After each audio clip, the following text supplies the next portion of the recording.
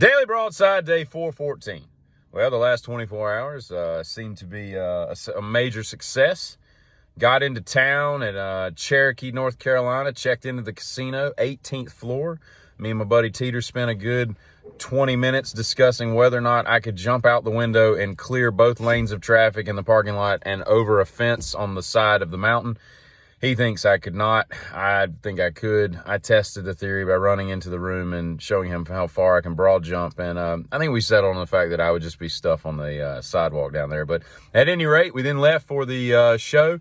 We had to be at the venue at 2:45. We check in, we meet the bands. Everything's cool, very nice. They're a little taller than I thought they'd be. But anyway, I talked to them for a little bit, and then we went down the street, had some sushi. Asheville, North Carolina, get your act together. Your streets all smell like piss. Your homeless situation's out of control. They're not aggressive, but there's a lot of homeless people. I can only imagine what it smells like in downtown LA or San Fran these days, because the piss smell was strong with Asheville. For such a cool town, you got a lot of piss-heavy stuff going on. So we go down, we eat some sushi, kill some time, we go back, get in the show. We're sitting next to this chick, and I asked her name. It's Kathleen. I was like, how old are you, Kathleen? She's like 53. And I was like, damn. I was like, you here by yourself? She's like, yep, drove 4 hours for this show. And she's like, and then she mentions that she's a fan of Rotting Christ. And I thought to myself, damn. And like, how many 53-year-old women are into Rotting Christ? So that was pretty cool.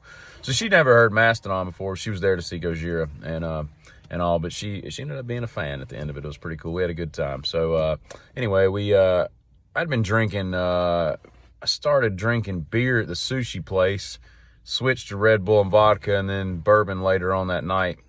So I was a little sloshed, but I was all right. So we get back to the hotel about midnight. We start gambling. $1,650 up. That's right, bitches.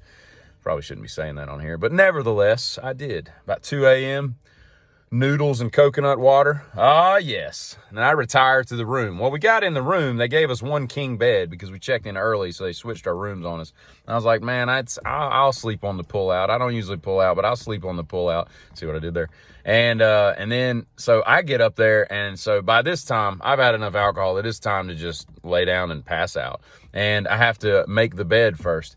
And so it's got like this L-shaped couch. I pull it out, and I throw it off to the side. And I'm out. It takes 22 seconds, and I'm down for the count, you know.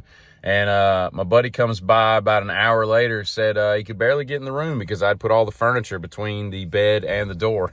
So that was kind of funny. And then to top it all off, right, we leave this morning, and we're leaving a pancake restaurant as we speak here. And we get seated. We walk in. Place is pretty crowded. We kind of seat ourselves. Lady comes over. What would y'all like to drink? I said, I'll have a Mr. Pibb and a water. And he said he'll have a water and a Diet Coke. And so they bring our drinks, or the lady brings our drinks over, and no sooner have we been there a minute or so, the manager comes over and takes our drinks, and she's like, I am so sorry. That lady does not work here. We don't know who she is, but we've called the police to ask her to leave. So, yeah, I mean, I probably drank a half inch of that beverage, but I watched her. She walked right behind the counter, just filled it up like she owned the place. So I thought that was kind of funny. So they gave us a slight discount for our inconvenience, but I think the story is worth paying more. You know what I mean? But yeah, so that was kind of odd. So I think that's the first time I've been to a restaurant where I've been served by a fake waitress. You know, I don't know how commonplace that is, but giddy up.